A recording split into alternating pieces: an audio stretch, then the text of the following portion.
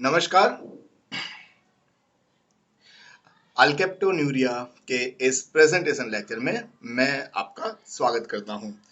आज का जो हमारा विषय है, ये जो लेक्चर है, इसमें हम बात कर रहे हैं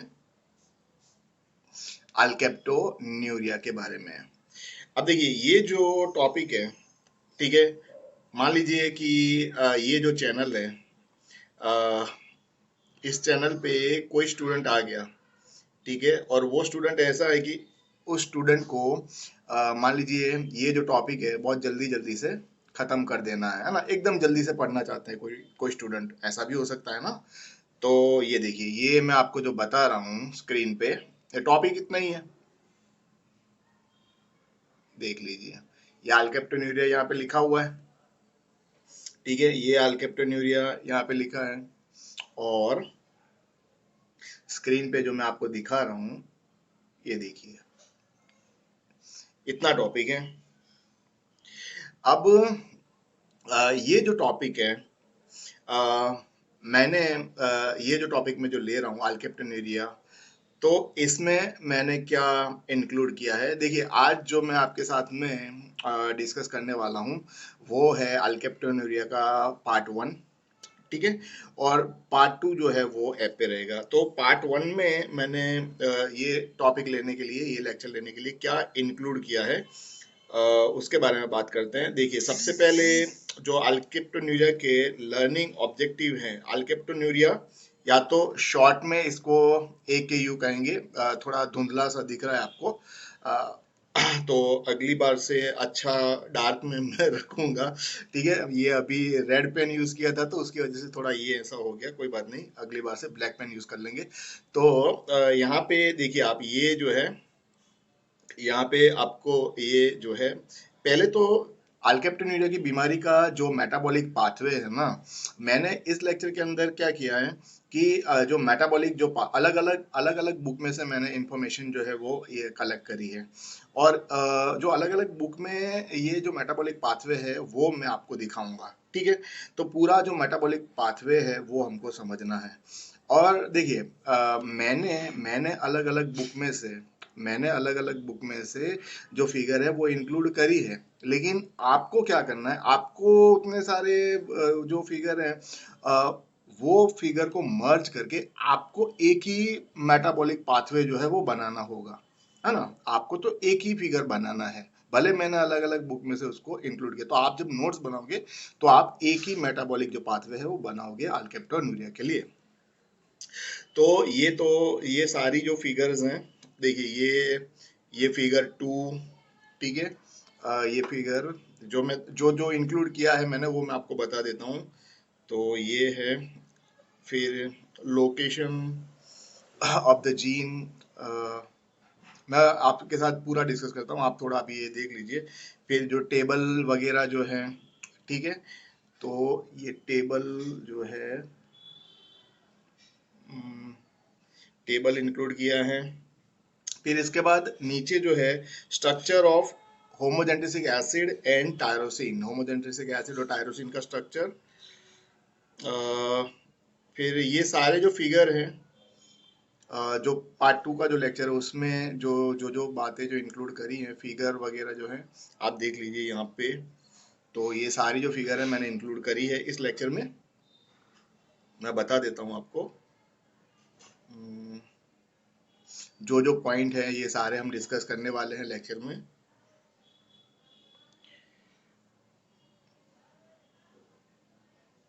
ये सारी फिगर्स मैं पार्ट टू में इंक्लूड किया हूँ।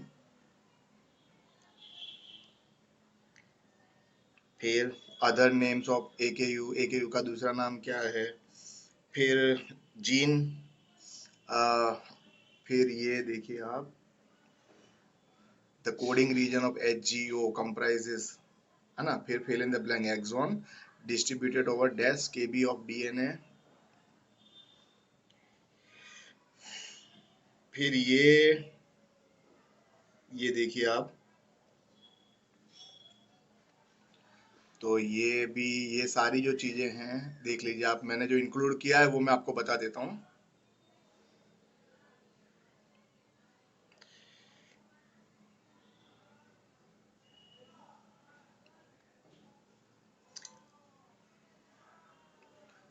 फिर ये म्यूटेशन कौन सा है ना, ट्रीटमेंट ड्रग्स कौन सी है उसके बारे में, एंड फाइनली अब देखिए, अब एकेयू जो है टॉपिक में आप एक बार लेक्चर में ले रहा हूँ ना, क्या डिस्कस करने वाला वो मैंने आपको बताया।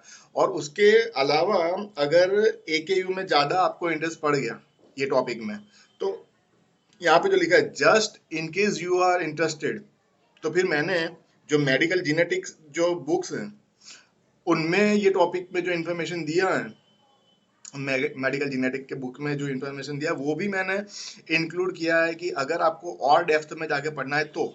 लेकिन मैंने जो जो डिस्क्राइब मैं आपको कर रहा हूँ, है ना, जो मैं आपके साथ डिस्कस कर रहा हूँ वो पॉइंट तो मैं आपको बता रहा हूँ। अब देखिए ये जो है, अब ये जो है अल्केप्टोन्यूरिया, अब जो हमारा जो लेक्चर है इसकी हम शुरुआत करते हैं।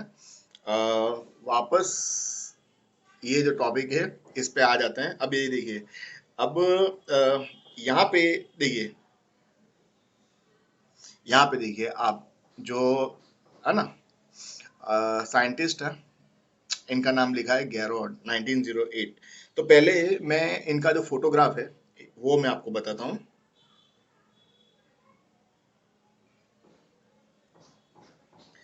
ये देखिए, ये जो फोटोग्राफ है इसमें,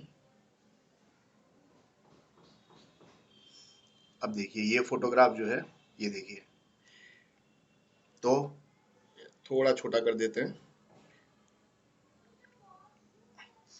तो यहाँ पे आप देखें, discoverer of inborn errors of metabolism, है ना।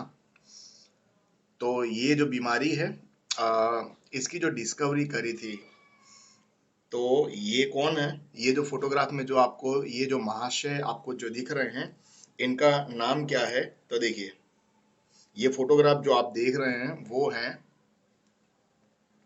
वो है ब्रिटिश फिजिशियन आर्किबाल्ड गैरोड, ठीक है। इनका नाम जो है अल्केप्टोन्यूरिया जो डिस्क्राइब किया, ये जो वैज्ञानिक हैं तो वो हैं फिजिशियन, ब्रिटिश फिजिशियन आर्किबाल्ड गैरोड। इनका फोटोग्राफ हम देख रहे हैं। इनका जन्म 1857 और इनकी मृत्यु 1936 में। अब आगे ये अल्केप्टोन्यूरिया जो है, देखिए inborn error of metabolism AKU, तो इसका जो स्टडी किया था ना इन्होंने, ये 1902 से लेके 1902 से लेके 1908 1902 से लेके 1908 तक इन्होंने ये जो अल्केप्टोन्यूरिया है उसके पेशेंट को देखा था और इस बीमारी का बहुत ही डिटेल में इन्होंने अभ्यास किया था। अब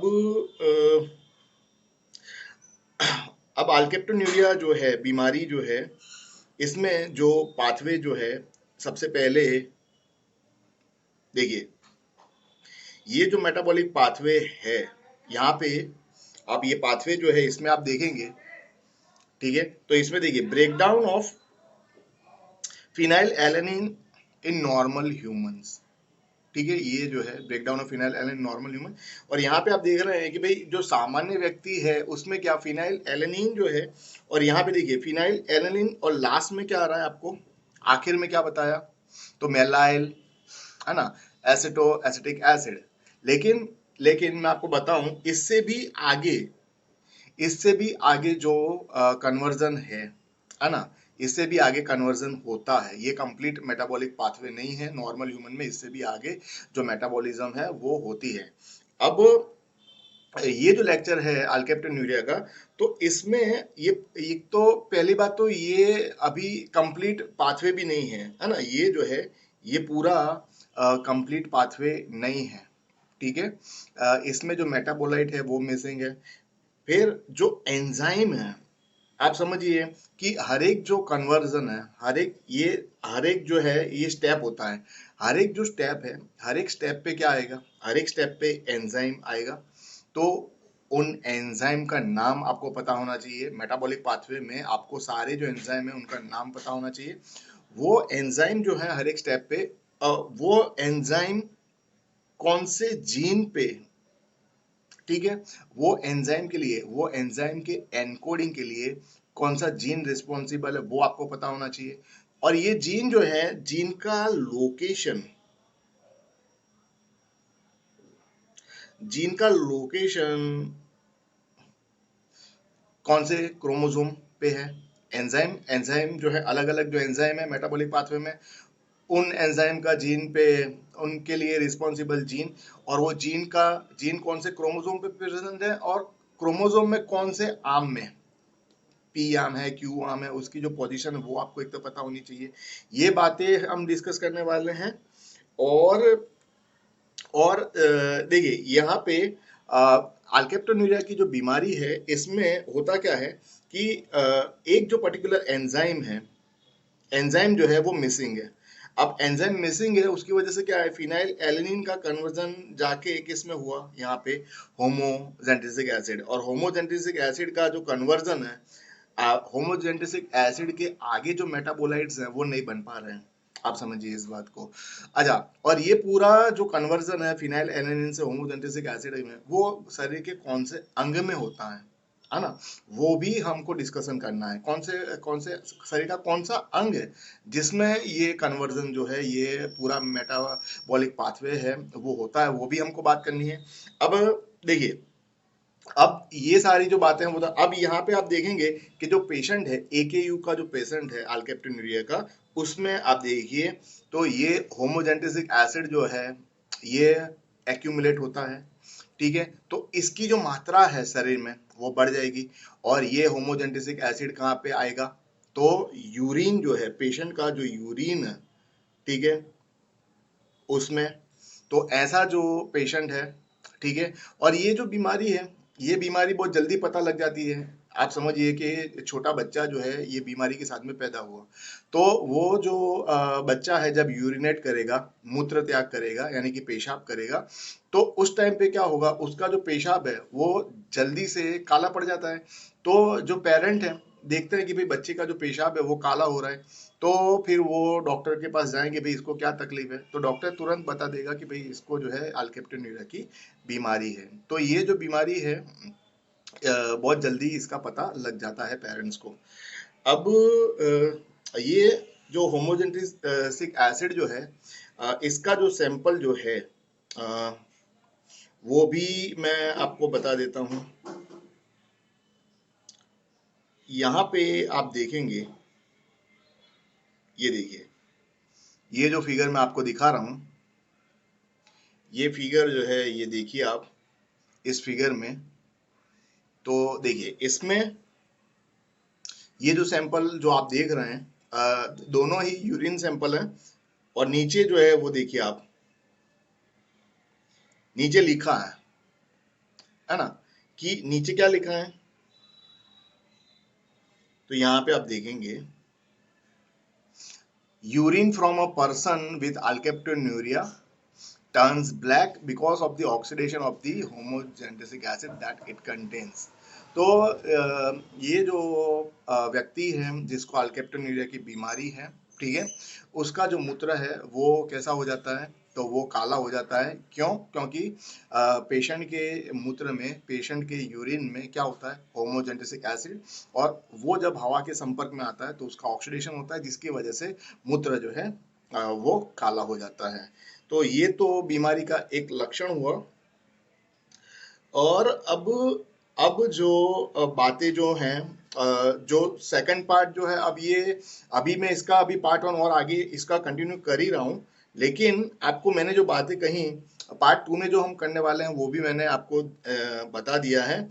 और ये कंप्लीट जो लेक्चर है ऐप पे मैं पहले ऐप पे अपलोड करके ही आया हूँ ये पूरा लेक्चर। तो ऐप पे ये इसका जो पार्ट 2 वाला जो लेक्चर है, ये वाला लेक्चर है पार्ट 1 जो अभी आप देख रहे हैं, और इसका जो पार्ट 2 जो लेक्चर है तो वो आप देखेंगे यहाँ पे, location of the lecture on the app. तो आप स्टोर पे जाएंगे, स्टोर पे फोल्डर नंबर 4 है, ठीक है, 4 नंबर का फोल्डर है, जिसका नाम है जीन इंटरेक्शन 2। इसमें ये लेक्चर जो है अल्केप्टोनुरिया पार्ट 2 वो आप पाएंगे, ठीक है। और ये जो लेक्चर है ये आप समझिए कि भाई ये जो है ये पेड कोर्स का लेक्चर है ना। तो पिछली बार किसी ने ऐप डाउनलोड किया था, फिर वहां पे उन्होंने देखा कि भाई ये स्टोर पे जो है ये लेक्चर करे तो वहां पे लॉग होगा, तो ये जब आप बाय करेंगे तब ये लेक्चर जो है वो खुलेगा, है ना। तो ऑनलाइन में अभी लोगों को पता नहीं चल रहा है ये, इसमें आप देखेंगे तो वहां पे लॉग होगा, जब आप पेमेंट करेंगे तब वो लेक्चर जो है वो खुलने वाला है ना। तो इस तरह से है ये। तो अब जो है मैं आगे कंटिन्यू करता हूँ इस लेक्चर को।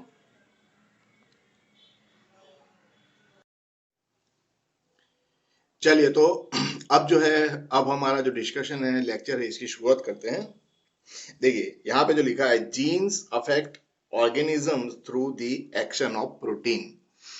तो जीन जो है, जीन जो सजीव हैं, ऑर्गेनिज्म यानी कि जो सजीव हैं, वनस्पति और प्राणी जो हैं, इनका जीवन जो है, ठीक है, इस पे किस तरह से असर करता है। तो जीन अफेक्ट ऑर्गेनिज्म, सजीवों पे जो जीन का जो असर होता है वो होता है प्रोटीन के माध्यम से, है ना। जीन जो है सजीवों के ऊपर असर करते हैं प्रोटीन के माध्यम से। अब देखिए, one of the important principle of molecular genetic is that gene exert their effect on organism indirectly। अब मोलिकुलर बायोलॉजी जो है, मोलिकुलर जेनेटिक्स जो है, इसका जो एक इम्पोर्टेंट प्रिंसिपल है वो क्या है कि जो जीन जो है वो जो सजीवों के जीवन पे जो असर करते हैं वो डायरेक्टली नहीं लेकिन इनडायरेक्ट असर करते हैं, है ना। अब देखिए, for most gene the genetic information contained in the nucleotide sequence specifies a particular type of protein। अब जो जीन के अंदर यहाँ पे जो लिखा है, तो देखिए, ज्यादातर जो जीन है इसमें, जीन में जो जेनेटिक इंफॉर्मेशन होती है वो किस प्रकार की होती है, तो हम जानते हैं न्यूक्लियोटाइड सीक्वेंस AGCT उस फॉर्म में होती है, ठीक है। तो जो न्यूक्लियोटाइड का जो सीक्वेंस है उस फॉर्म में जेनेटिक फॉर्मेशन इंफॉर्मेशन रहती है जीन में, और जिस प्रकार ये न्यूक्लियोटाइड की अरेंजमेंट होती है जीन में, उस प्रकार के प्रोटीन जो है उनका निर्माण होता है। अब प्रोटीन जो है, देखिए यहाँ पे जो लिखा है, protein control the chemical and physical. Protein जो है, प्रोटीन का काम क्या है, chemical and physical process of cell known as metabolism, है ना। प्रोटीन जो है, प्रोटीन का काम क्या है, तो केमिकल एंड फिजिकल, रासायनिक और भौतिक जो सेल की जो प्रक्रियाएं हैं इनका नियंत्रण करना, जिनको कहते हैं मेटाबॉलिज्म। मेटाबॉलिज्म जो है यहाँ पे जो लिखा है मेटाबॉलिज्म, तो मेटाबॉलिज्म यानी चयापचय की क्रिया, चय क्रिया यानी कि सर्जनात्मक क्रिया, यानी कि जैसे जो बनने की क्रिया, है ना। सर्जनात्मक क्रिया यानी कुछ भी जो बनता है, मॉलिक्यूल बनना, तो वो चय क्रिया। और अपचय जो क्रिया है तो वो विखंडनात्मक क्रिया, तोड़ने की क्रिया, तो उसको कहते हैं चयापचय, मेटाबॉलिज्म, है ना। इसमें एनाबॉलिज्म और कैटाबॉलिज्म शामिल होता है। चले, अब देखिए, मेनी प्रोटीन्स आर एंजाइम। बहुत सारे जो प्रोटीन हैं वो एंजाइम यानी कि उत्सेचक के तौर पे काम करते हैं। A term introduce in 1878 to refer the biological catalysts that accelerate biochemical reaction। और ये जो एंजाइम जो शब्द है, इसका प्रयोग 1878 में किया गया, और ये जैविक उद्दीपक के तौर पे काम करते हैं, और जिससे जो सेल के अंदर जो बायोकेमिकल, जो जैव रासायनिक प्रक्रियाएं जो हैं वो स्पीडी होती हैं, है ना, जल्दी से होने लगती हैं जैव रासायनिक प्रक्रियाएं सेल के अंदर एंजाइम के मार्फत, एंजाइम के द्वारा। अब देखिए, enzymes are essential for the breakdown of organic molecule.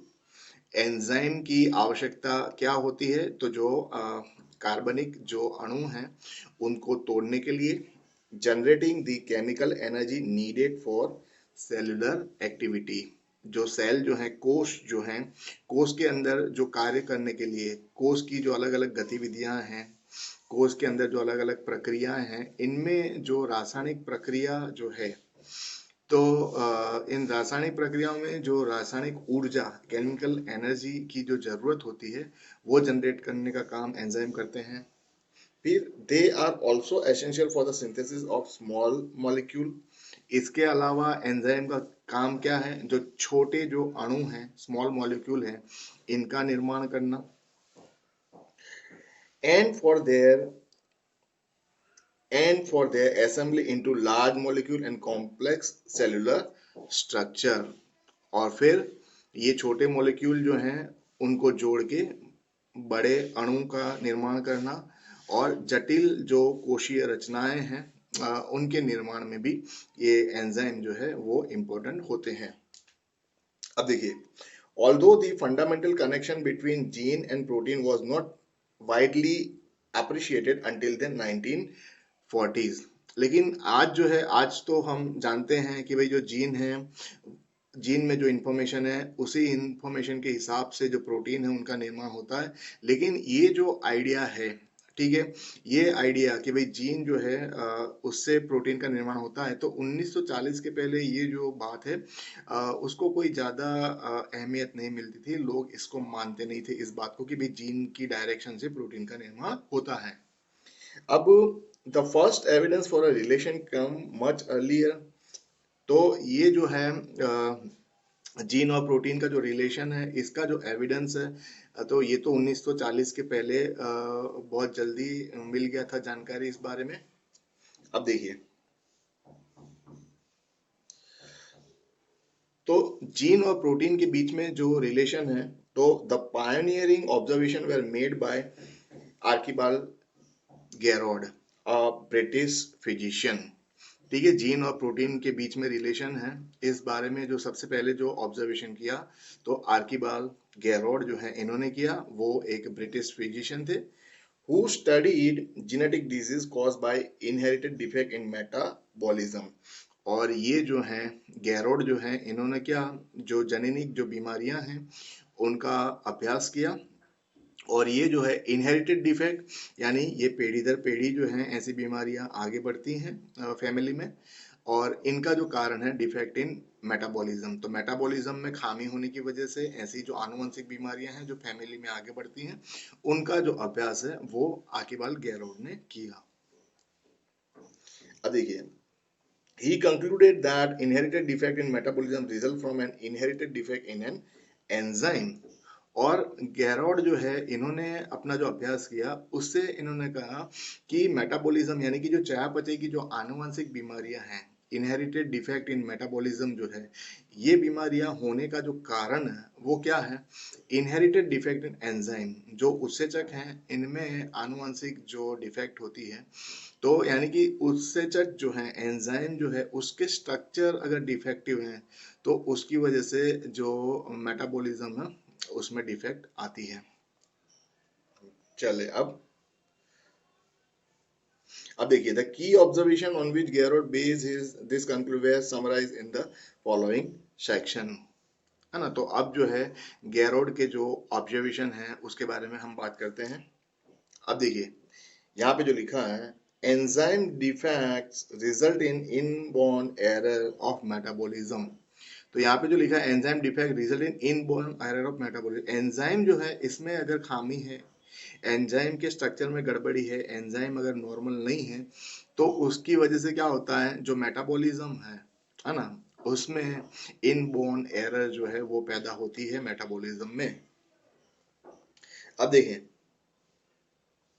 इन 1908 में Garrod gave a series of lecture. Garrod जो है इन्होंने बहुत सारे लेक्चर दिए, in which he proposed this fundamental hypothesis about the relationship between the enzyme and disease। तो देखिए, 1908 में गैरोड जो है इन्होंने बहुत सारे लेक्चर दिए, और इन लेक्चर में इन्होंने सबसे पहले ये प्रपोज किया, ऐसी हाइपोथेसिस रखी, ऐसी पूर्व धारणा रखी कि जो एंजाइम है और जो बीमारियां हैं इनके बीच में कोई संबंध है ना। बीमारियां जो होती हैं, आनुवंशिक जो बीमारियां होती हैं, वो बीमारियां होने की जो वजह है वो है एंजाइम में डिफेक्ट, एंजाइम का डिफेक्टिव होना, उसके कारण से बीमारियां होती हैं। चलिए अब की कॉन्सेप्ट देखिए, यहाँ पे जो लिखा है की concept, any hereditary disease in which cellular metabolism is abnormal result from inherited defect in enzyme। ठीक है, ऐसी कोई भी आनुवांशिक बीमारी है कि जिसमें जो कोष की जो चयापचयी जो प्रक्रिया है वो सामान्य तौर पे नहीं हो पा रही है, तो वो होने का जो कारण है, ठीक है, तो कोष की सेल्यूलर मेटाबॉलिज्म चयापचय की क्रिया जो है वो एबनॉर्मल तरीके से हो रही है, वो ठीक नहीं हो पा रही है, वो ठीक तरीके से नहीं हो रही है। ऐसी जो एबनॉर्मलिटी है मेटाबॉलिज्म की, तो वो है, उसका होने का कारण है result from inherited defect in enzyme. Enzyme जो है अगर डिफेक्टिव है तो मेटाबॉलिज्म जो है वो ठीक तरीके से नहीं होता और इसकी वजह से बीमारी जो है वो पैदा होती है। चले अब आगे बढ़ते हैं।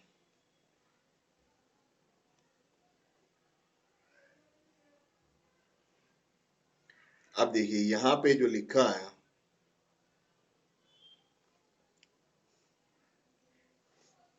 अब देखिए यहाँ पे लिखा है why it matters, है ना। देखिए why it matters, तो ये ऑथर जो हैं देखिए बहुत ही मीन्स होशियार होते हैं, है ना, काफी एक्सपर्ट होते हैं। जो पुस्तक के जो लेखक हैं, बुक्स के जो लेखक हैं, वो काफी एक्सपर्ट होते हैं। तो व्हाई इट मैटर्स, ये क्यों जरूरी है, ये क्यों इम्पोर्टेंट है, तो देखिए अब ये देखिए यहाँ पे जो लिखा है at the end of 19th century and the beginning of the 20th century. तो अगर इसको मैं एकदम प्रिसाइज तरीके से बोलूं तो 1902 में, 1902 1902 से लेके 1908 तक आज जो हम डिस्कस कर रहे हैं ये अल्केप्टोन्यूरिया के बारे में, यहाँ पे जो लिखा है बीमारी अल्केप्टोन्यूरिया, तो गैरोड जो है इन्होंने 1902 से लेके 1908 तक इस बीमारी पे अपना स्टडी किया था, है ना, और फिर उन्होंने पूरा जो मेटाबॉलिक पाथवे है वो हमको दिया। तो देखिए ये जो लिखा है at the end of 19th century and the beginning of 20th century, 19वीं जो सदी है उसके अंत भाग में और 20वीं सदी की शुरुआत में सर आर्किबाल गैरोड, वो कौन है, इंग्लिश फिजिशियन बायोकेमिस्ट, ठीक है, studied the human metabolic disease alkaptonuria. इन्होंने इंसानों में जो मेटाबॉलिक जो बीमारी है, चयापचय की जो बीमारी है अल्केप्टोन्यूरिया, इसका अभ्यास किया था। अब देखिए अल्केप्टोन्यूरिया जो है, अल्केप्टोन्यूरिया क्या है, characterize by hardening and blackening of the cartilage. ये जो बीमारी है इसमें पेशेंट को क्या तकलीफ होती है, तो आप देखें कि जो कार्टिलेज है वो हार्डनिंग यानी कि सख्त हो जाती है, कार्टिलेज सख्त हो जाती है और कार्टिलेज जो है वो ब्लैक हो जाती है। एक तो ये तकलीफ होती है और दूसरा and by urine that turns black when exposed to air. और अल्केप्टोन्यूरिया का जो पेशेंट है, तो पेशेंट का जो यूरिन है, ठीक है, पेशेंट का जो मूत्र है, पेशाब है, तो अल्केप्टोन्यूरिया के पेशेंट का जो यूरिन है वो जब हवा के संपर्क में आता है, एक्सपोज टू एयर, हवा के संपर्क में आता है मूत्र, तो वो काला पड़ जाता है। अब देखिए the disease is an autosomal recessive trait. ये जो बीमारी है कैसी है, तो ऑटोसोमल रिसेसिव ट्रेट है ये बीमारी, ठीक है। अब देखिए the blackness is the result of accumulation in the urine of homogenetic acid।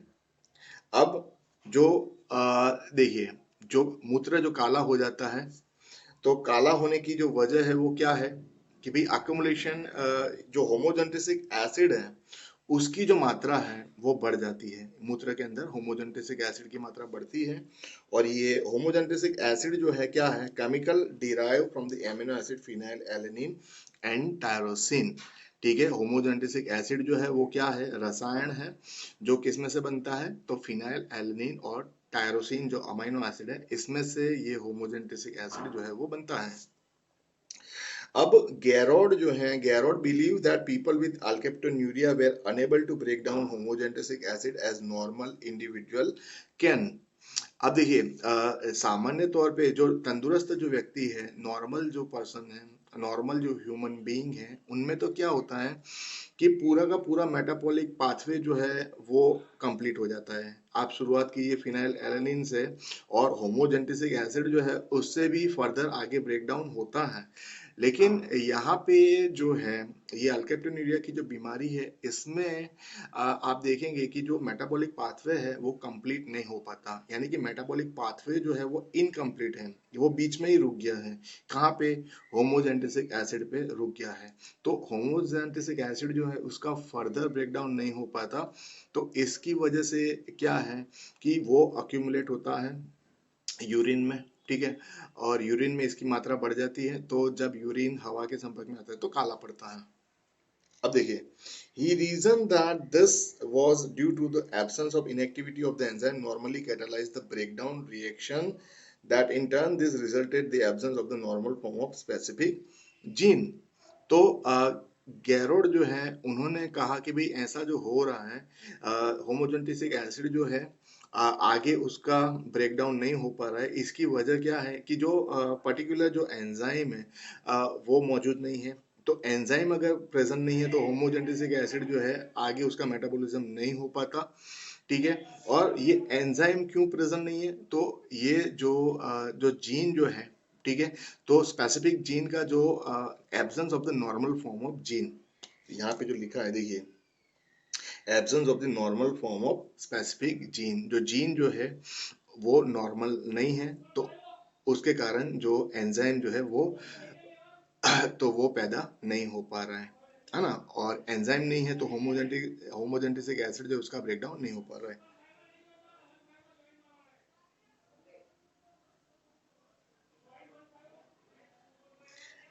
अब देखिए, गैरोड जो है उन्होंने,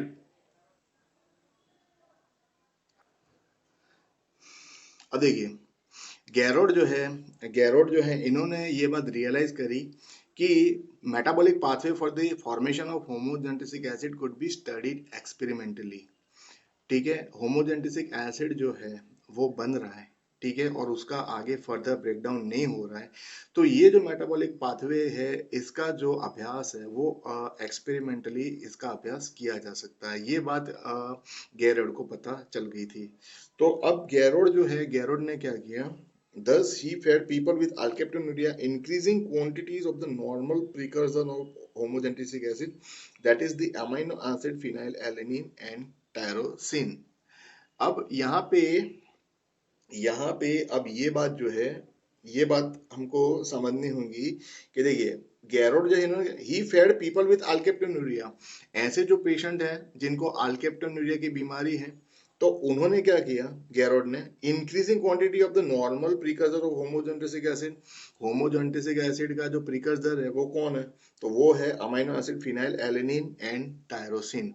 फिनाइल एलेनिन और टायरोसिन जो है ये अमीनो एसिड, उसमें से होमोजेंटिसिक एसिड जो है वो बनता है ना मेटाबॉलिक पाथवे में। And observe a corresponding increase in the amount of homogentisic acid excreted in the urine. तो अब आप जो है वो बात समझिए कि गैरोड ने बेसिकली किया क्या।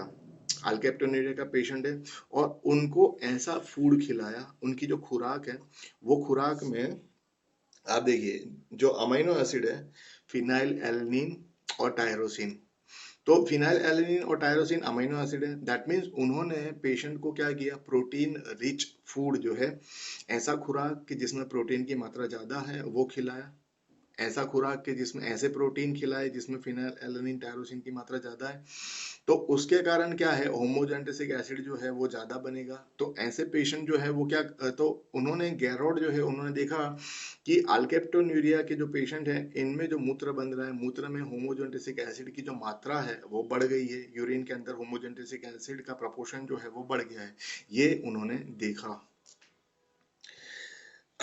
This result led him to conclude in 1908 that alkaptonuria is inborn error of metabolism। तो अब ये जो रिजल्ट है कि भाई अल्केप्टोन्यूरिया के पेशेंट उनको फिनाइल एलेनिन टायरोसिन वाले फूड ज्यादा खिलाते हैं, तो फिर होमोजेंटिसिक एसिड की मात्रा बढ़ती है। तो ये जो इन्होंने देखा मूत्र में होमोजेनेटिक एसिड ज़्यादा, तो उससे उन्होंने कंक्लूजन किया 1908 में कि अल्केप्टोन्यूरिया जो बीमारी है वो क्या है, इनबोर्न एरर ऑफ मेटाबॉलिज्म है ना। अब देखिए, Garrod work was the first evidence of specific relation between gene, enzyme and metabolism. तो गेरोड का जो काम है, ठीक है, तो गेरोड का जो काम है वो देखिए, was the first evidence of the specific relationship. तो गेरोड का जो काम है, ये पहला ऐसा प्रमाण है, एविडेंस है। तो ये एविडेंस क्या है, ये ऐसा मॉलिक्यूलर बायोलॉजी इसके बाद में, है ना, ये पहला ऐसा एविडेंस है जो क्लियर कट बताता था कि भाई जीन, एंजाइम और मेटाबॉलिज्म के बीच में रिलेशन है ना। तो आज तो हम बहुत सारी बातें जानते हैं, लेकिन इनकी शुरुआत कैसे हुई, मॉलिक्यूलर बायोलॉजी में काफ़ी एडवांसमेंट आ चुका है। आज हम जानते हैं कि भाई डीएनए जो है, हमारे जो जीन है वो डीएनए के बने हैं, ट्रांसक्रिप्शन ट्रांसलेशन होता है राइबोसोम में, साइटोप्लाज्म के अंदर प्रोटीन फॉर्मेशन होता है, ये सब बातें हमको पता है। लेकिन इनकी शुरुआत कहाँ से हुई, तो ये देखिए आपने, गेरोड जो है इन्होंने जो बीमारी जो लगाई पता, अल्केप्टोनुरिया, तो ये बात जो है वहाँ पे क्लियर हो गई थी कि भाई जीन, एंजाइम और मेटाबॉलिज्म के बीच में रिलेशन है। तो अब जो पार्ट टू जो है, इसकी जो हम डिस्कस करने वाले हैं, पार्ट टू जो है वो ऐप पे रहेगा, है ना।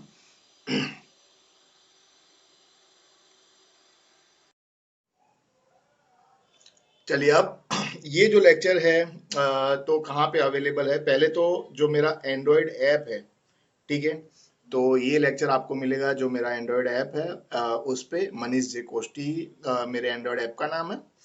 और और देखिए, जितने भी मेरे ऐप के मेंबर हैं, ठीक है, स्टूडेंट हैं, टीचर हैं, जो भी ऐप के जो मेंबर रहेंगे, तो मैं इन लेक्चर्स में जो रेफरेंस बुक मैं यूज़ करता हूँ, उसका पूरा जो इन्फॉर्मेशन है वो मैं दे दूंगा, ठीक है, वो मैं प्रोवाइड कर दूंगा भाई। जो भी रेफरेंस बुक मैंने इस्तेमाल करी है लेक्चर में, तो सारी जो इन्फॉर्मेशन है ऐप के मेंबर्स को मिल जाएगी। इसके अलावा किसी को अगर स्टडी मटेरियल चाहिए, बुक्स वगैरह चाहिए, तो वो भी मैं आपको प्रोवाइड कर दूंगा, ठीक है। और कोई अगर मुझसे बात करना चाहता है, तो देखिए 3 से 4 के बीच में ये जो टाइम है, इसमें मुझे बात कर सकते हैं आप। और ये जो है, ये मेरा व्हाट्सअप नंबर है, ये वाला, ठीक है, और ये जो है मेरा ईमेल एड्रेस है। तो आशा करता हूँ कि ये जो लेक्चर है आपको पसंद आया होगा। मेरा नाम मनीष कोष्टी सर है, मैं अहमदाबाद से हूँ।